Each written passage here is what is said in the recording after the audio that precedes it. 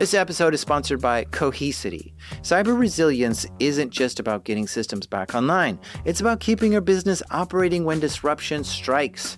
That's the idea behind the Minimum Viable Company, or MVC, a trusted operating core for recovery. Cohesity built the MVC to help organizations identify the essential applications, data, people, and processes required to serve customers, maintain communication, protect revenue, and meet critical obligations.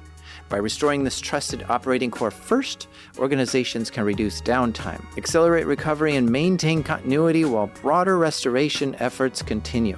It also provides a clear recovery target, enabling teams to focus resources where they will have the greatest business impact. Learn more at cohesity.com/resilience. That's cohesity.com/resilience. Cohesity, resilience everywhere. My grandfather went most of his life without using or needing encryption. But now we live in a time where encryption is intertwined in almost all of our electronic communications. That shift to go from a world where everyday people didn't use encryption at all to a world where everyone uses it and doesn't even know it was a major transformation. And there was nothing easy about it. There were powers at play that didn't want everyday people to encrypt their messages. But human rights and civil rights activists fought and fought and fought. You know the outcome of this story, but you may not know what it took for us to get here. So let's take a journey through time, back to the 1990s, and understand exactly what were to be known as the crypto wars. This is Darknet Diaries, true stories from the dark side of the internet. I'm Jack Resider.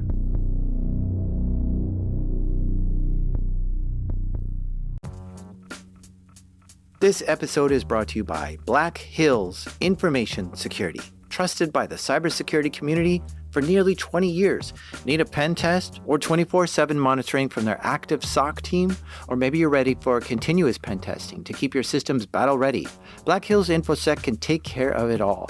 And if you want to learn how they do it, check out Anti-Siphon Training. It's built for people who really want to hone their skills, from SOC analyst tools and methodologies to setting traps and running deception operations. AI is changing cybersecurity right now. Defenders use it, attackers use it, and that's why Anti-Siphon Training is hosting their free AI Security Summit on August 14th.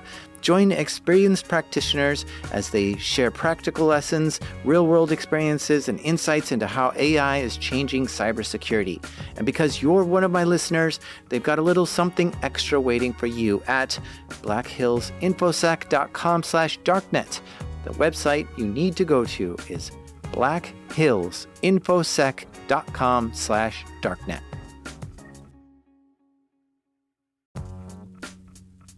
This episode is sponsored by Vanta. What's the one thing in business that's spreading as fast as AI? AI risk. Every new tool your team signs up for, every vendor that turns on AI features, every new integration, each one is an opportunity for something to go wrong. And most security programs weren't built for AI's pace of growth. Enter Vanta. Vanta is helping companies like yours watch for the risks that show up between audits, across your vendors, your AI tools, and your whole environment. How? The Vanta agent works like a 24/7 GRC engineer in the background, finding issues, drafting fixes for you, and cutting vendor assessment time by up to 50%. Whether you're a fast-growing startup or a global enterprise, Vanta is here to help you automate your security and compliance and earn and prove trust. Get started today at vanta.com/darknet. That's spelled VANTA. Vanta.com/darknet. Before we get started, I feel like I should say something. It's really hard for me to stay neutral on this topic because I'm such a privacy and security advocate. This is a topic that's important to me, and I'm staunchly on a specific side. So up front, I just want to say that I apologize if I don't represent both sides fairly in this story.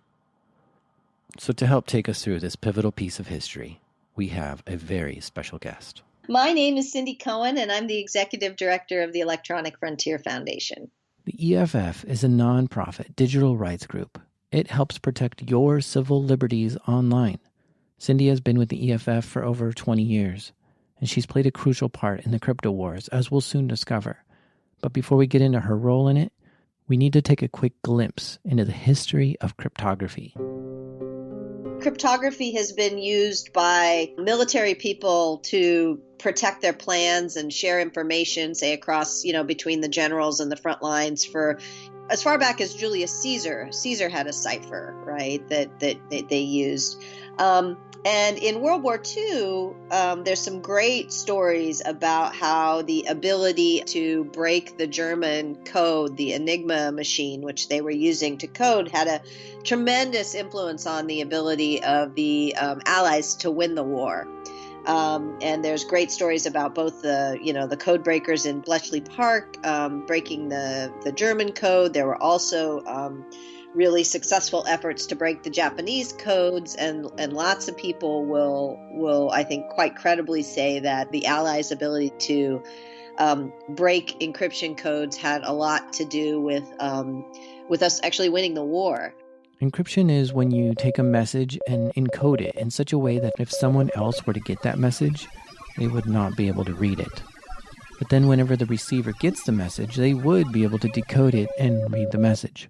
This is also known as cryptography. The military has always viewed encryption as part of its tool set, right? Part of what they needed to do in order to help us win military wars. And the U.S. State Department keeps a list of called the U.S. munitions list that has all of the things that the government treats as a military tool, such that it can't be exported without a license from the government. And so the U.S. munitions list is pretty long. It has things that will be, it has tanks and surface-to-air missiles and, submarines and things like that you can't, military subs, that if you build them or a piece of them, you need to get a license from the U.S. government before you export it. So during the Cold War era, sometime in the 1970s or 80s, the U.S. State Department added cryptography to the munitions list. And it wasn't particularly important to the rest of us because the rest of us didn't really need to have strong encryption in what we did every day. So that's kind of what the world looked like heading into the early days of the internet. The shift came as the internet was getting to be developed, especially in the kind of early 1990s, just before the World Wide Web, but when a lot more people were beginning to think about what the world would look like if we had, everybody in the world connected via digital technology.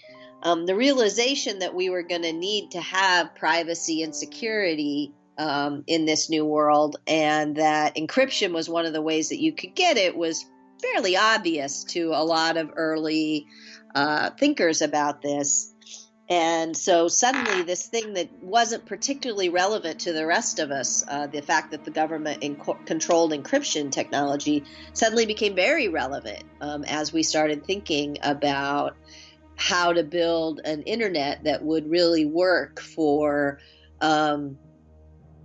everyday ordinary people who wanted to do commerce or have a private conversation or, use this technology to, develop new tools that they might, need to protect as trade secrets or keep confidential, and also keep the network secure. Encryption does both of these things. It both keeps things private and it keeps things secure. And so it emerged as one of the really important technologies that we were going to have available if we were going to have an internet that really worked for everybody. The government created an encryption standard that it let people use so that there could be at least some encryption, but it was very, very weak. This standard was known as DES and stood for Data Encryption Standard. With it, you can encrypt your data or a message, and anyone who reads the encrypted message could not understand what it said. And the person receiving the message had a key to decrypt the message. But by the time the internet was taking shape, DES had already been around for 20 years and was starting to show its age. And most cryptographers, most mathematicians knew this for years. By the 90s, DES was clearly not, not good security anymore, and the government was kind of pretending like it was. And it was kind of one of those situations in which the government policy people wanted something to be true, that DES was really secure, because they had backdoored it, because they knew that it wasn't really secure, and so they could always break it, and were pretending like it was really secure and hoping that nobody noticed. But of course, people did notice. So the government knew 40-bit DES encryption was not very strong, but insisted we use it anyways. A guy named Bobby Inman, who was the head of the NSA in the 90s, but there are other people as well who, were making representations about DES that were, I think not really true. And I don't, you have to either think that they knew what they were talking about and were basically trying to convince the rest of us that it wasn't, or that they didn't know what they were talking about, in which case it's a little troubling because they're the NSA. Businesses and banks were digitizing their data, and the need for all this data to be encrypted slowly became more and more important.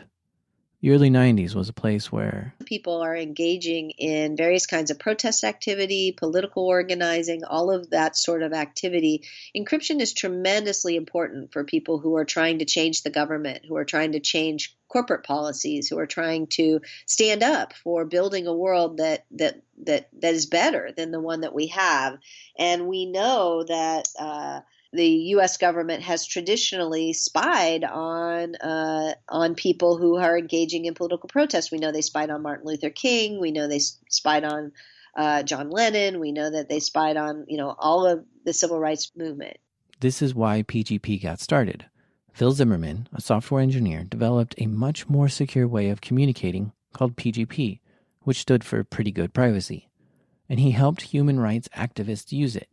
He put his PGP code on an FTP server for anyone to download and use. And while Phil said he did not spread it outside the US, it eventually found its way to the other side of the US borders. Because cryptography was considered a munition, Phil was investigated by the US Customs Service for violating the Arms Export Control Act. This would be the same violation if someone were to export Stinger missiles outside the US without an arms permit.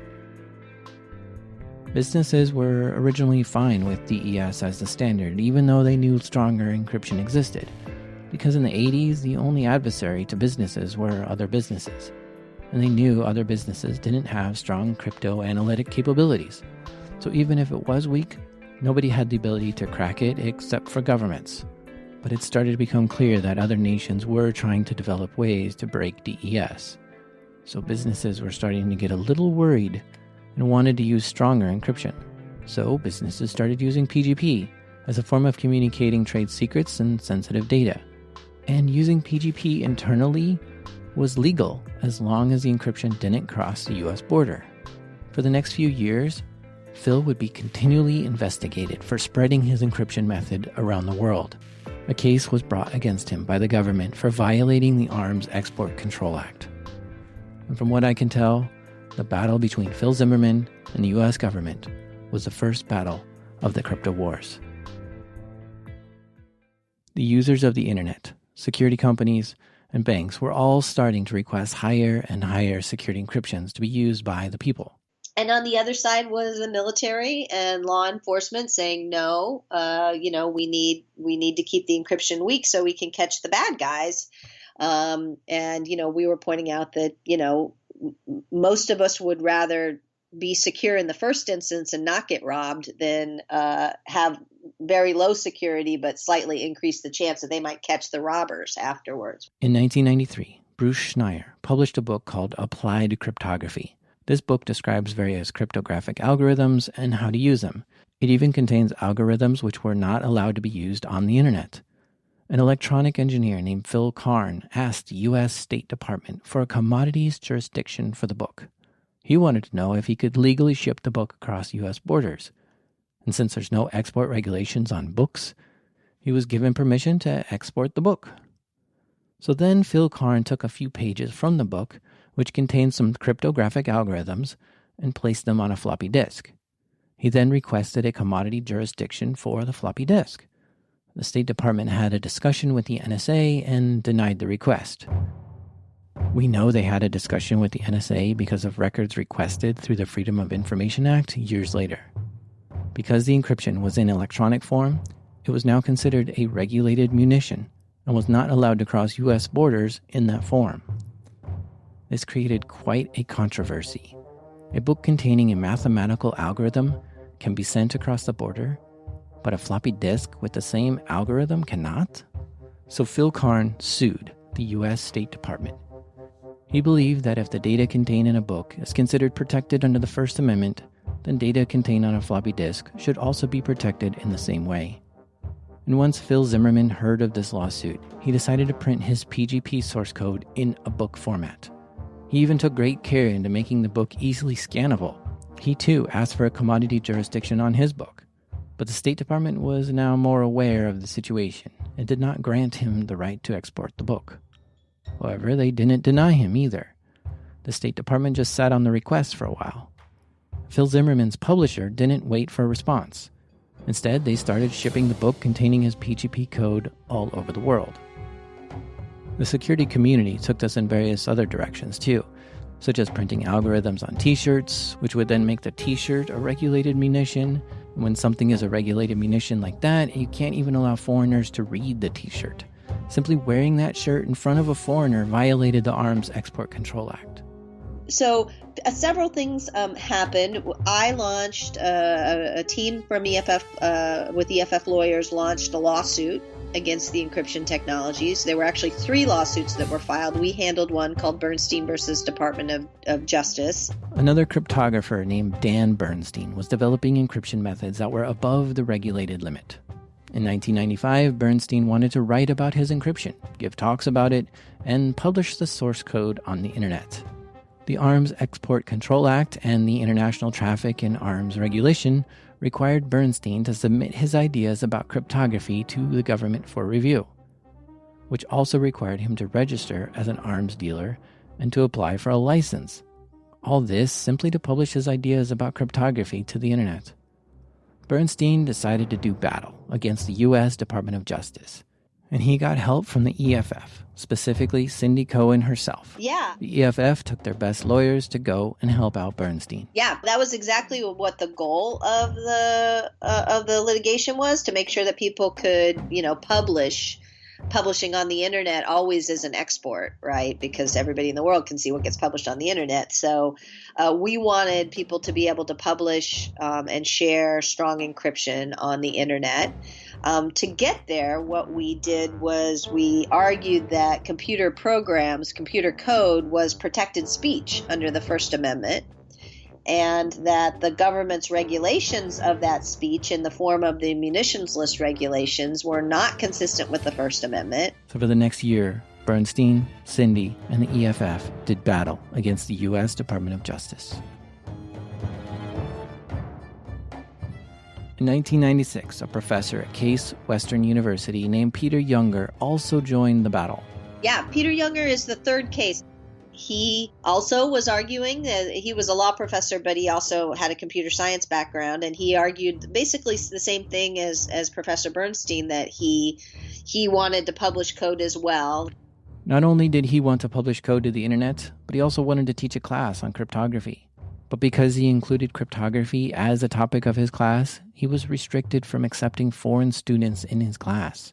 This resulted in Younger challenging the export laws as well. So that case was going on in Cleveland. Our case, EFF's case, was going on in California. And then Phil Karn's case was going on in D.C.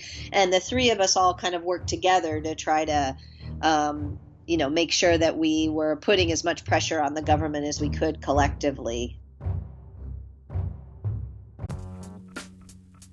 This episode is sponsored by SpyCloud. Everyday stolen identity data like credentials, session cookies, PII, and more flows through criminal underground markets. Most companies don't know what's been exposed until it's too late. For the last decade, SpyCloud has existed for one reason: to disrupt cybercrime and end criminals' ability to profit from stolen data. That mission has never been more urgent. SpyCloud's latest idea has been to recapture darknet data from successful phishes, info-stealer malware, combo lists, and breachers to put it to good use. They transform it into automated identity threat protection using advanced analytics and AI to protect workforce, consumers, and supplier identities from authentication bypass, session hijacking, account takeover, ransomware, and fraud. Don't wait to become the headline. Find out what criminals already know about your organization. Get your free Darknet exposure report at spycloud.com/darknetdiaries. That's spycloud.com/darknetdiaries. By this point, there were numerous businesses expressing a need for stronger encryption for their data. Banks, in particular, were requesting the government allow them to use a stronger encryption method. Specifically, the U.S. government was not allowing encryption that was over 40 bits in length to be used on the internet. And around this time, AT&T created a phone that would encrypt a phone call. It basically created a modem connection from one end to the other and digitized the voice and then did a DES encryption on the data. AT&T sold these phones for $1,400 in the mid-90s. The U.S. government freaked out about this phone. They contacted AT&T and said they have a better solution. The government had been working on a new way to encrypt data electronically using a specialized computer microchip. The encryption was far superior to the common DES, possibly even unbreakable. The government called this the Clipper chip. The government developed this chip for anyone who wanted to use stronger encryption, and so a solution was found. The government urged AT&T to use the chip on their phone. AT&T was hesitant at first, but the government offered to buy a bunch of these phones if they added the chip. So AT&T added the Clipper chip into the phone, and the U.S. government bought a ton of these phones. But in the features of the Clipper chip, there was one rather large asterisk. The Clipper chip had a backdoor key built into it which allowed the government to decrypt any message encrypted by the chip. The government was basically allowing people to use rather strong encryption method, but had a key to break the encryption if they needed it. The idea was that the government would be the only one who would ever have the key. And one of the things that happened right after that got released is a guy by the name of Matt Blaze, who's now a professor at the University of Pennsylvania, computer science, a very famous computer science professor, demonstrated that these Clipper chips were really insecure. And demonstrated what we all kind of know is true right now, is that if you can't build a door into strong encryption and only expect the good guys to ever figure out what the key is, to ever have a key to it. If you're going to weaken the encryption to let the good guys have a key, you're going to weaken the encryption such that the bad guys will have access to. And the demonstration of the flaws in the Clipper chip that Matt Blaze did was a really central to this conversation, because ultimately it meant that the government dropped the Clipper chip idea. And that was kind of the first, nail in the coffin of the government's crypto policy. A second thing that happened was we were beginning to win our lawsuit. We won it at the district court, and then we also won it at the Court of Appeals. And at the same time, there were efforts there were efforts in Congress that were moving along a little more slowly. And there was also just direct pressure on the administration from the tech companies. And Al Gore, who was, wanting to be president after Clinton, and, was a pretty technically savvy guy. And I think he understood that this position wasn't very good, and he wanted to curry favor with this growing Silicon Valley group of companies. And so ultimately what happened, the government decided that they were not going to keep encryption on the munitions list anymore. On November 15th, 1996, Bill Clinton signed Executive Order 13026. which removed encryption from the munitions list. The executive order also moved who oversees encryption from the U.S. State Department to the U.S. Department of Commerce. Signing the executive order was a major victory for the civil rights activists. I'm sure that we had a party, because we always had parties back then. I'm sure that we did. I think there was much champagne. And we, we were really happy about it. We were a little nervous that they would backtrack. We actually had some meetings with the government about it, and ultimately I flew to DC and we had some meetings with them to kind of settle on exactly what this was going to look like. And actually, it turns out the government was still holding a position on the battlefront.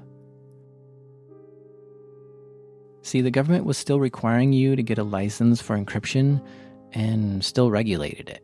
The government only licensed 40-bit DES. They said you can have all the encryption you want as long as it's 40-bit, which is a little like saying, you can have all the security you want as long as there's, nothing but a really weak lock on your door. It was becoming obvious that people needed more encryption than something that was stronger encryption than just 40 bits. Because encryption was limited to only 40 bits in length, it severely limited how secure our computers could be. There were numerous stronger ciphers available, but under government regulation, this was not allowed to be used.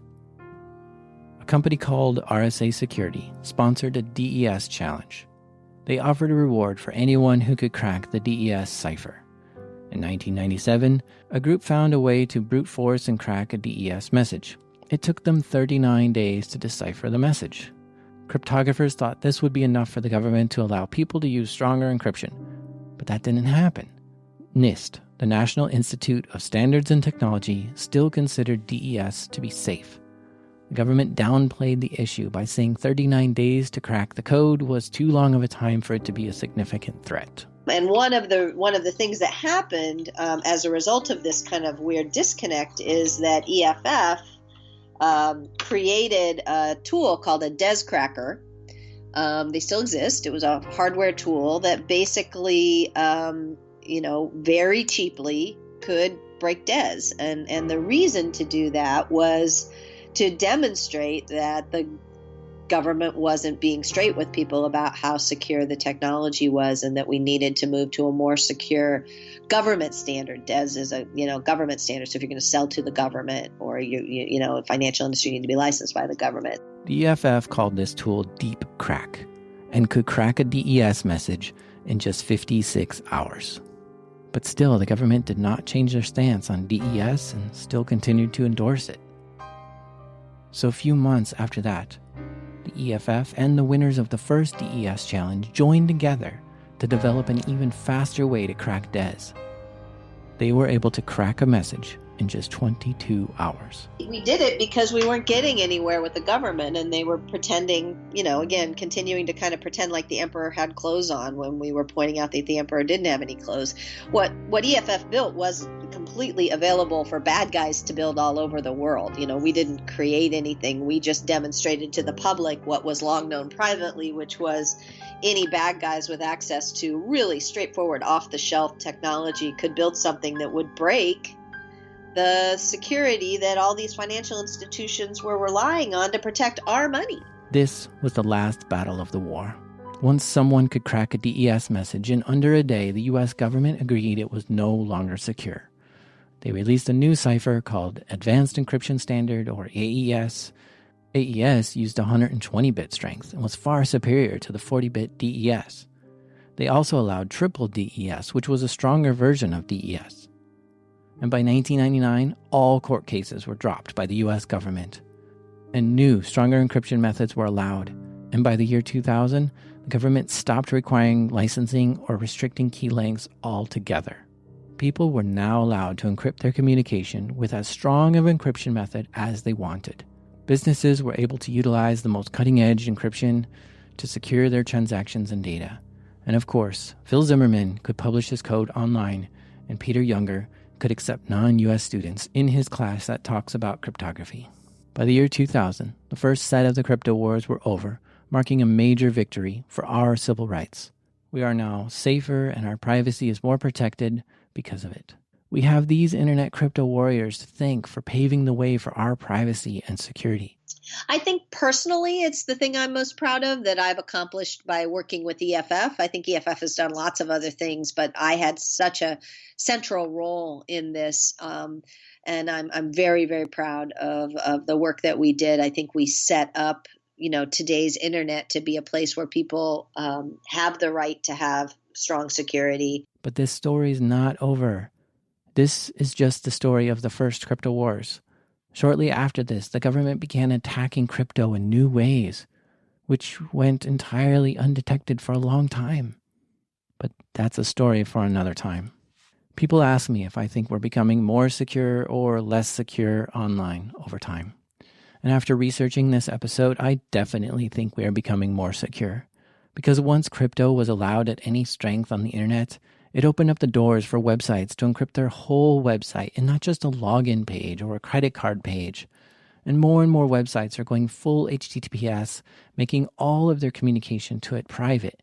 And the EFF creates tools like HTTPS Everywhere, which is a browser plugin to allow us to use HTTPS where available. And what's more is when strong encryption is showing up in our everyday lives without us even knowing it's there. We don't even have to enable it. And in fact, we can't disable the encryption even if we wanted to. For instance, Facebook uses a protocol called Signal to do end-to-end encryption of their messaging service. PGP had a hard time getting mass adoption because it was hard to use, but now even the most technologically illiterate people are using strong encryption when talking with their friends on Facebook. When these strong encryption methods become integrated into our lives in ways that make it easy for us to use, we become safer and our privacy is protected. Encryption is becoming more seamless and more integrated in so many products. Yes, a lot of technology we use every day still isn't using good security practices, like text messaging and standard phone calls. But there are still major wins in the name of privacy and online security that happen all the time. We'll never become fully safe and secure online because it's simply a hostile environment. But we can stay vigilant and speak up when we feel our privacy and security is not being looked after. And when enough of us raise our voices, we can win the next crypto war.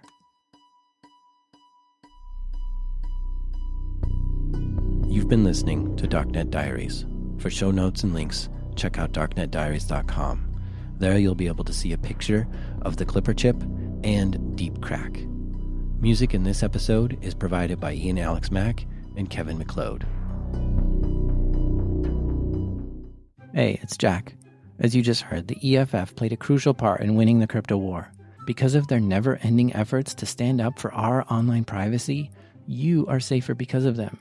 They're a non-profit organization dedicated to representing our online civil rights. If you appreciate what they've done, and you should, then you should join the EFF.